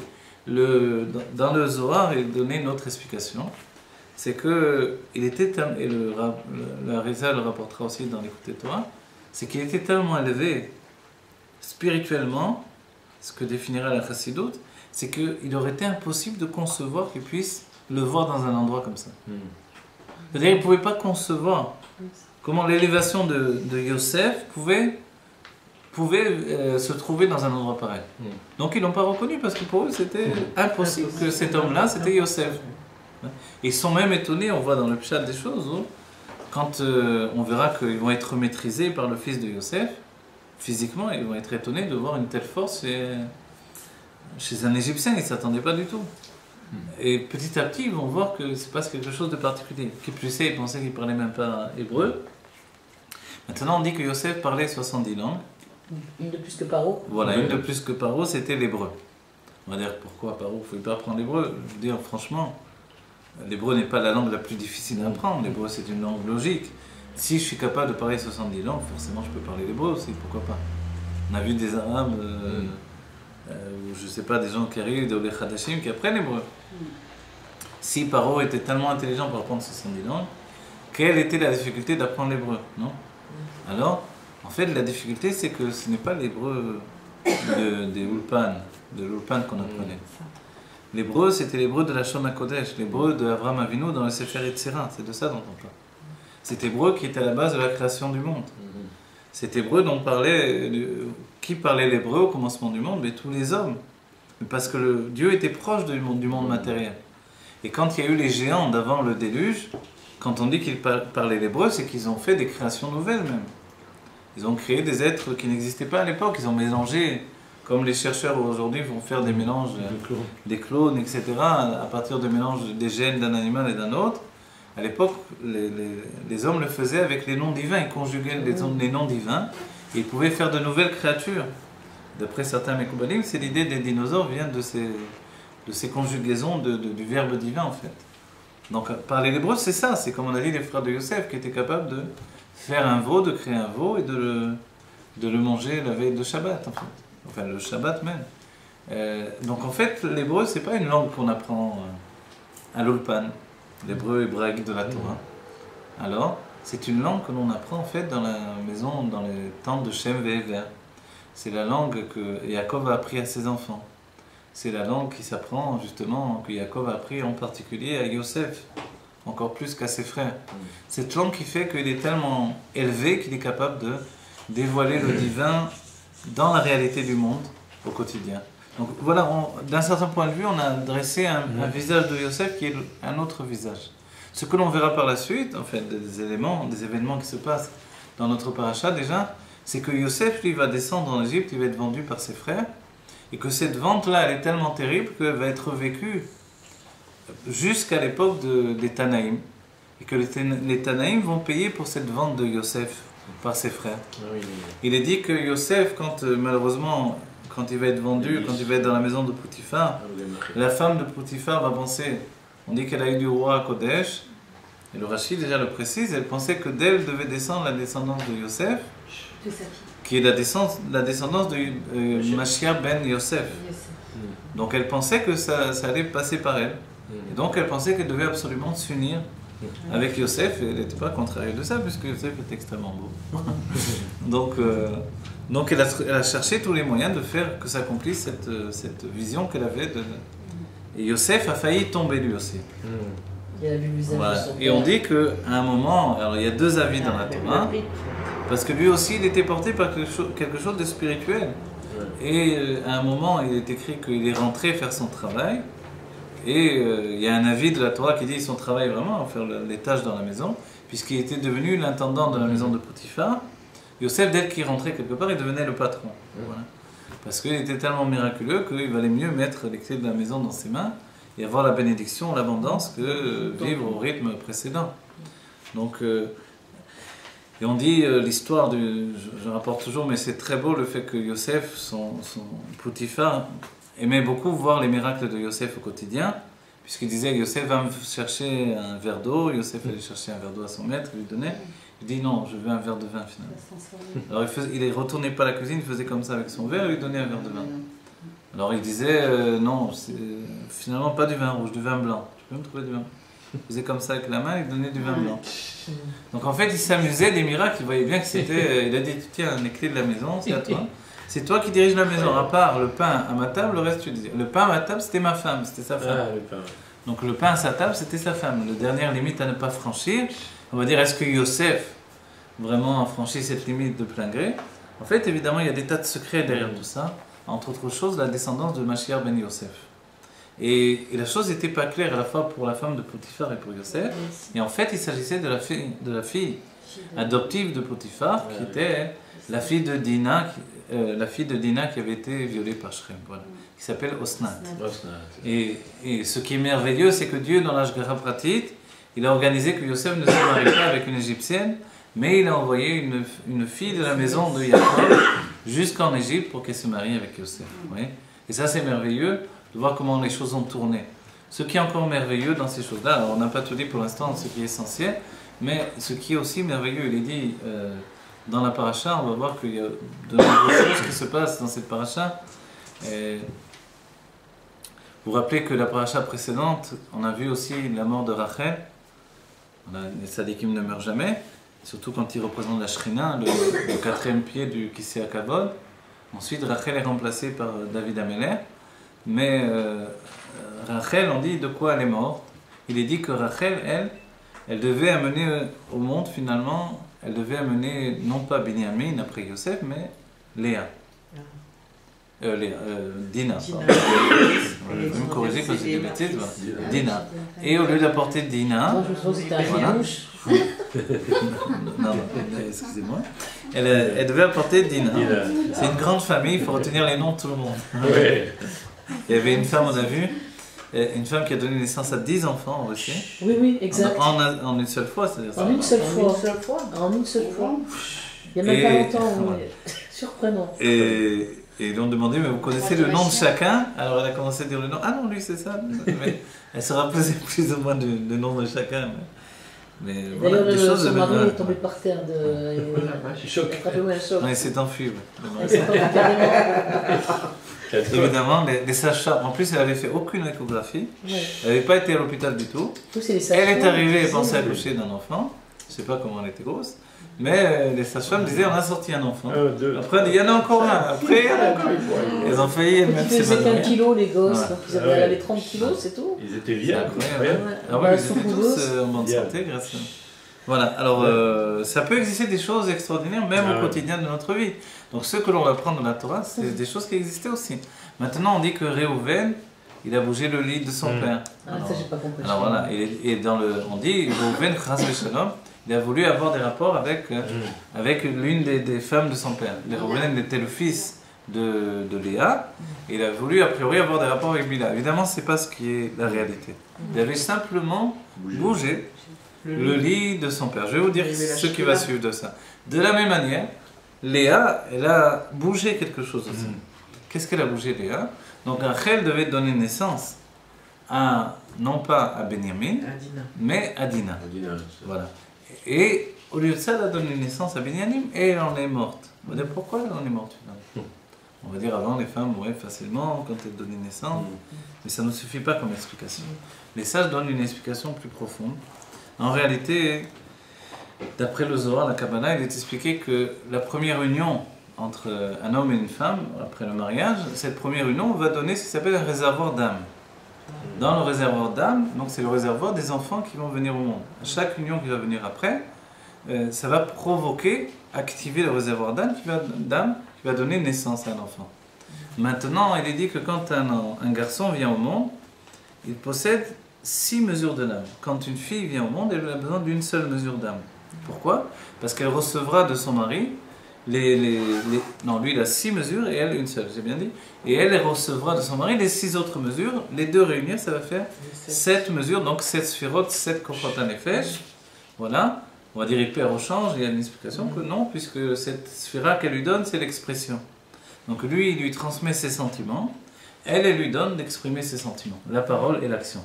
Voilà, on va dire un jeune homme avant le mariage, il n'a pas vraiment de langage, il n'a pas d'importance. Il ne va pas l'écouter politiquement, socialement, c'est un jeune homme, qu'est-ce que vous voulez? Une fois qu'il est marié, voilà, on peut l'écouter. C'est déjà quelque chose d'important. Il a pris du poids, c'est cette expression de la parole. Donc en fait, si une femme a un réservoir d'âme pour une fille, ce n'est pas la même chose qu'un réservoir d'âme pour un homme, un garçon. Si c'est un garçon qui doit naître, il a besoin de 6 forces de l'âme. Si c'est une fille, elle a besoin d'une seule force de l'âme. Donc le degré de réservoir d'âme est très différent. Comme Rachel devait donner naissance à Dina, Elle avait en elle juste voilà, un réservoir encore, il lui restait, elle était épuisée, pour une seule force de l'âme, donc une fille. Vous voyez, ce qui est merveilleux en réalité, c'est que Yosef, il était Yesod, il représente les 6 forces de l'âme. Vous voyez, la 6e, c'est le Yesod. Et ensuite, la Malchut, c'est l'autre force en plus de ça. Donc la fille qui devait venir, c'est la 7e force qu'elle lui transmettait. Voilà, elle aurait continué à vivre. Mais Léa ne savait pas ce point-là. Ne savait pas tout au moins que sa sœur devait avoir... En fait, elle a vu que sa sœur... Je ne sais pas dire, je viens de dire ne savait pas, je ne sais pas jusqu'à quel point je peux dire elle ne savait pas. Elle savait que sa sœur devait avoir une fille. Et elle s'est dit, si ma sœur va avoir une fille, elle sera inférieure dans le fait de donner naissance. Voilà. Elle sera inférieure aux servantes. Je ne veux pas que ma sœur soit humiliée puisqu'elle a fait tellement Messirou Nefesh pour que moi-même je ne sois pas humilié. Elle a prié Dieu pour que finalement elle ne donne pas naissance à une fille, mais que la fille vienne chez elle. Et que ce garçon qui devait venir encore chez Léa, elle le donne, non c'est Benjamin, il l'a chez... J'avais lu que c'était Yosef. Non, c'est Benjamin. Et ce garçon aille chez Rachel. Et à ce moment-là, quand le garçon est venu, quand il a fallu qu'il vienne au monde, il ne lui suffisait pas d'une seule force de l'âme. Il a pris finalement, où est-ce qu'il a pris le reste qui lui manquait? Il a pris l'âme de sa mère. Et c'est comme ça qu'il a pu rester vivant. Et en vérité, c'est comme ça qu'elle l'a appelé Benoni, le fils de ma pauvreté. J'ai été pauvre. J'ai pas eu de quoi lui donner vraiment la richesse d'une âme entière pour un garçon. Il a pris mon âme finalement. Vous voyez? Et finalement, du coup, il avait même pas assez puisqu'il était du côté gauche dans ce cas-là. Et Jacob a corrigé la chose quand il a appelé Benjamin. Il a réintégré du côté droit. Puisqu'il venait de prendre une âme féminine, vous voyez? Donc il n'y avait pas assez pour lui. Tout de suite, Jacob l'a rééquilibré du côté droit et l'a appelé Benjamin. C'est-à-dire le fils du côté droit. Au lieu du fils de la pauvreté. Voilà. Comment dire, que Jacob avait dit que celui qui a volé, celle qui a volé, ou celui qui a volé les filles devra mourir. Oui, c'était. Et qu'en fin de compte, Rachel, elle est morte parce que quand un sadique parle, c'est exécuté. Oui, c'est vrai, bien sûr, mais c'est toujours plusieurs choses. Dans notre vie aussi, c'est pas une seule chose qui a fait que ça s'est passé comme ça. C'est toujours plusieurs éléments conjugués qui ont fait un aboutissement, effectivement. Si dès cet instant, Tzadik Gozer vers Shem et Kayem, comment ça s'est fait ensuite? Ça s'est fait de cette manière-là, vous voyez? Donc, alors on va dire, si c'est comme ça finalement, qu'il peut y avoir des âmes qui permutent, est-ce que ça s'arrête là ou est-ce qu'il y a eu d'autres cas? Alors, quand Réhouven est venu, Réhouven, il a dit clairement qu'il a finalement voulu avoir des rapports avec la femme de son père, finalement, avec Bila. On dit, c'est pas pensable. C'était un tzaddik. Mais Réhouven, c'était un tzaddik, mais c'était un gaffeur. Il faisait des gaffes, on va dire, dans le sens simple. Il faisait des bêtises. Il voulait bien faire, mais il ne faisait pas toujours bien, finalement, comme il voulait. On verra avec Yosef, il aurait pu le sauver. Il voulait le sauver, mais il n'a pas réagi de manière correcte, finalement. Il n'a pas été jusqu'au bout des choses. Pas pour défendre sa mère? Non, alors regardez ce qui s'est passé. Oui, c'est pour défendre sa mère. Voilà, ce qui s'est passé, c'est qu'il savait que Léa avait toujours été mise de côté et que Jacob préférait Rachel. Et il s'est dit maintenant que Rachel est partie, il n'a pas voulu supporter que son père aille dormir quand même avec les servantes de Rachel.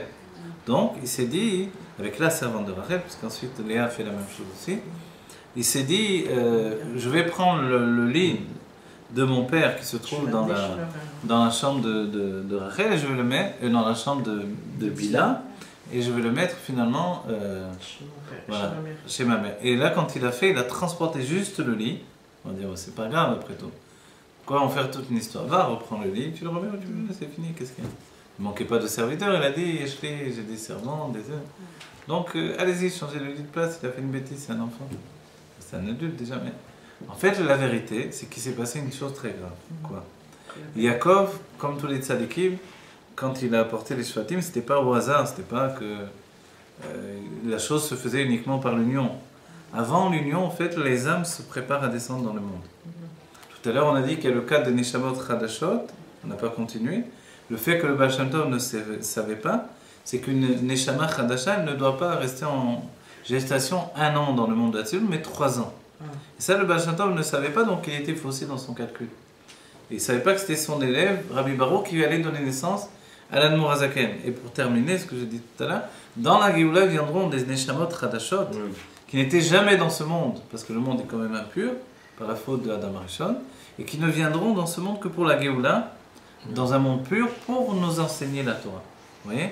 Donc en fait, ces âmes-là, ces âmes merveilleuses-là, qui sont tellement pures qu'elles ne coïncident pas avec ce monde, elles viendront pour nous, chacun d'entre nous enseigner la Torah.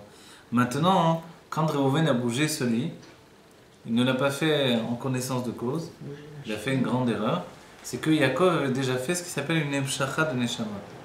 Il avait déjà fait un appel de 2 âmes qui devaient être ses enfants. Il devait avoir encore des enfants.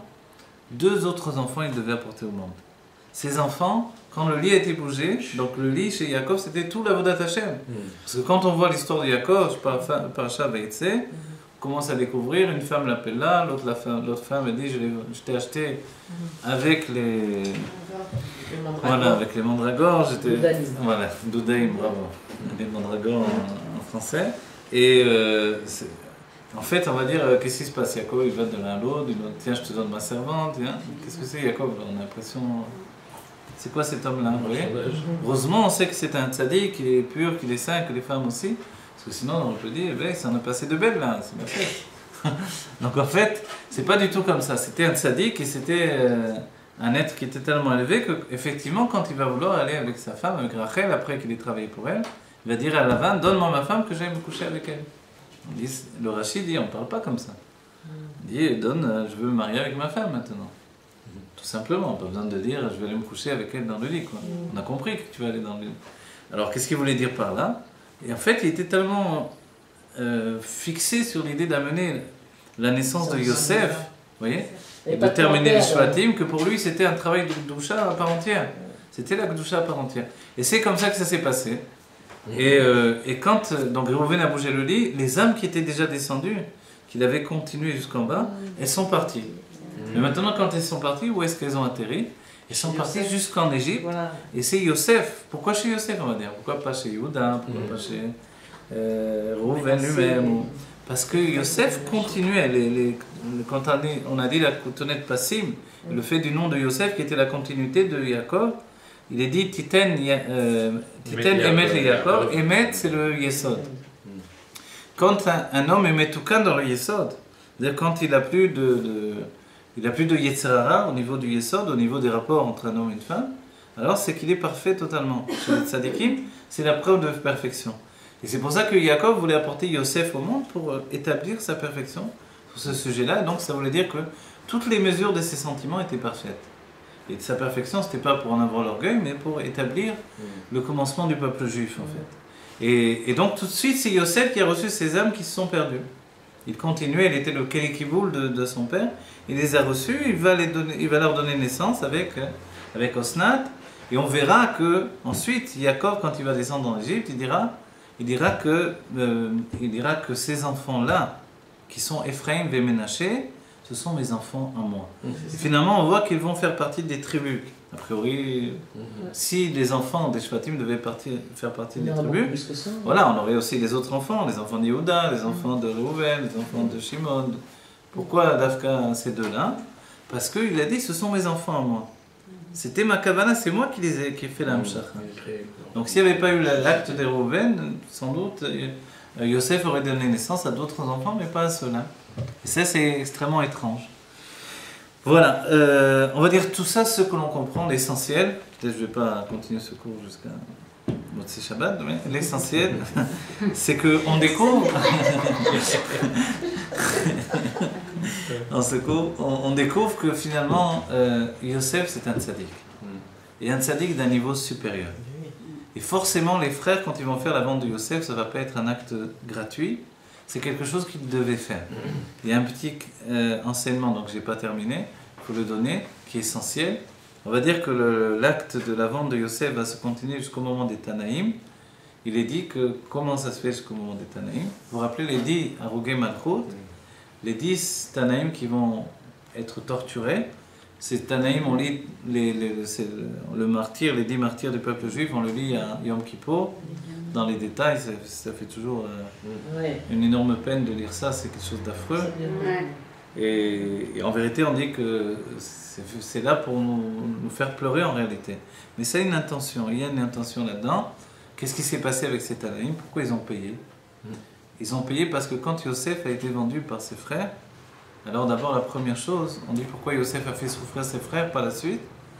Parce que ses frères, s'ils auraient dû de toutes les manières les vendre, parce que c'est Dieu qui a décidé qu'il devait descendre en Égypte, Yosef, et enlever des années d'esclavage au peuple juif, finalement, donc il valait mieux qu'ils descendent, mais pourquoi les frères qui sentaient qu'ils devaient le faire, pourquoi ils ont été punis? Parce qu'ils n'ont pas eu pitié de Yosef quand il a pleuré. Si on doit faire une chose, il faut la faire, d'accord. Les tzadikim sont des véhicules de la volonté de Dieu, mais de là à être, on va dire, cruel, de là à être insensible, quand un jeune homme est en train de pleurer, alors ça ne ressemble pas au peuple juif. Pour ça, ils ont payé durement, puisque Yosef va leur faire un aller-retour qui va les faire souffrir terriblement par la suite. Et la nécessité de Yosef, c'était de les nettoyer intérieurement de la faute qu'ils avaient expiée déjà en grande partie, puisqu'ils regrettaient ce qu'ils avaient fait. Maintenant, on les dit, à Ogé Malchut, quand Yosef a failli aller avec la femme de Potiphar, on dit qu'au dernier moment, il a vu l'image de son père, et il s'est enfui, et la femme de Potiphar a gardé juste son vêtement. Le vêtement, c'est l'expression. Donc c'est par l'expression, finalement, que sa faute est peut-être considérée comme une faute. Alors que finalement, profondément, alors peut-être que, je ne sais pas, quoi qu'il en soit, il n'a pas fauté. Mais on dit que de ses mains est sortie de la sueur, de la sueur de chacun d'entre ses doigts est sortie de la sueur. On dit 10 gouttes de sueur, et que ces 10 gouttes de sueur sont comparées à 10 gouttes de semence. Et comme Yosef représente en fait le Yesod c'est aussi l'organe qui est donné où on fait la Brit Mila, ou le fait de l'union, dans les mondes divins, tous les 10 Yesodot des Sphirot de Hatzilut se sont ouverts et sont sortis des âmes qui se sont projetées. C'est la suite de ce que je vous ai dit avec Yaakov, vous voyez. Pour Yosef aussi, son action, c'était pas des âmes comme nous, on fait des choses, bon, il se passe ce qui se passe, mais quand on est Yosef Hatzadik, son action a fait que les 10 Sphirot ont fait sortir des âmes, les Yesodot des 10 Sphirot, et ces âmes sont parties et sont restées suspendues en l'air puisqu'il ne s'est pas uni avec la femme de Potiphar. Elles sont restées suspendues en l'air, elles n'étaient ni en bas ni en haut, et en fait, il a fallu pour les remonter à leur source, il a fallu une énergie particulière. Cette énergie, c'est curieux, ça ressemble un peu à un matériau, vous voyez, une énergie particulière qui a dû être faite, provoquée par le martyr des 10 martyrs, donc. Rabbi Akiva, lui, il est particulier. Qui était Rabbi Akiva? On voit qu'il y avait Réhouven aussi qui n'a pas participé vraiment. Ce qui a été reproché, on le voit dans le Rashi, ce qui a été reproché aux Shvatim, c'est pas uniquement le fait d'avoir vendu Yosef, c'est qu'ensuite, dès qu'ils l'ont vendu, qu'est-ce qu'ils ont fait? Ils se sont assis ensemble pour manger. Et comme ils se sont assis ensemble pour manger, ils étaient 9, puisque Réhouven n'était pas là, et ils ont voulu faire Zimoun. Et ils ont associé la Shrina à leur repas pour faire le Zimoun. Et on va dire, alors, la Shrina a participé à ce moment-là, donc elle aussi devait expier.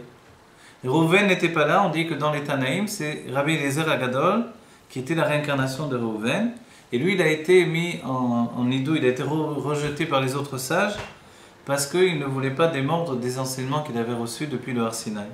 Et eux, ils voulaient renouveler la Torah par l'introspection personnelle. Donc ils ont rejeté Rabbi Eliezer Agadol, Rabbi Eliezer ben Orkenos, qui représentait donc l'âme de Réhouven, mais la Shrina qui la représentait, c'était Rabbi Akiva, puisqu'il était un Ger Tzedek, et que le Ger Tzedek se met sous les ailes de la Shrina. Donc en fait, il représentait la Shrina. Et tous les autres, finalement, les autres Tanaïm qui ont été torturés, ont tous représenté un des frères, vous voyez. Et dans cette situation-là, donc, seulement par l'énergie libérée par ces 10 martyrs qui ont fait vraiment un don de leur propre personne, mais sur une Nefesh, puisqu'ils auraient pu détruire l'armée romaine par un nom divin, mais ils ont accepté de souffrir parce que c'était un décret divin, alors ils se sont laissés tuer, et comme ça, finalement, ils ont remonté ces âmes qui étaient en fait perdues, qui n'étaient ni en haut ni en bas. Voilà. que Dieu nous donne la Géoula Mitida Shlema, que comme les tzadikim on prête conscience de l'importance de notre action ici-bas, que l'on considère que notre faculté terrestre, c'est d'amener la Géoula. C'est-à-dire que nos actions terrestres, c'est pas juste de manger des chips, des bonbons, des gâteaux, c'est de se rendre compte que par cette action simple, on fait des choses incroyables. Voilà. Comme Yaakov, Yosef, on doit comprendre que toutes les actions, comme on a vu dans cette paracha, ce que l'on croit n'est pas toujours ce qui est exactement. Le monde est aussi un monde spirituel, absolument spirituel. Donc on doit se préparer à Yotet Kisef qui arrive, Rosh Hashanah de la Chassidut. Vous voyez, la Chassidut, la Kabbalah, la Pnimiut Torah, ça nous démontre un autre visage de la Torah. Voilà, que vite, on est la Géoula Mitida Shlema. Que des brachot, et que ce cours soit pour tous les enfants d'Israël. Une bonne santé pour chacun. Et pour les Bia Bella Bat Anaël. Et pour Ilun Nishmat également de Perla Bat Jehoun. Perla Bat Jehoun, voilà, tous les cours que l'on fait. Et Bezrat Hashem, que l'on voit bientôt, Mashiach Ben David, bien dommage dans la Géoula Mitida Shlema.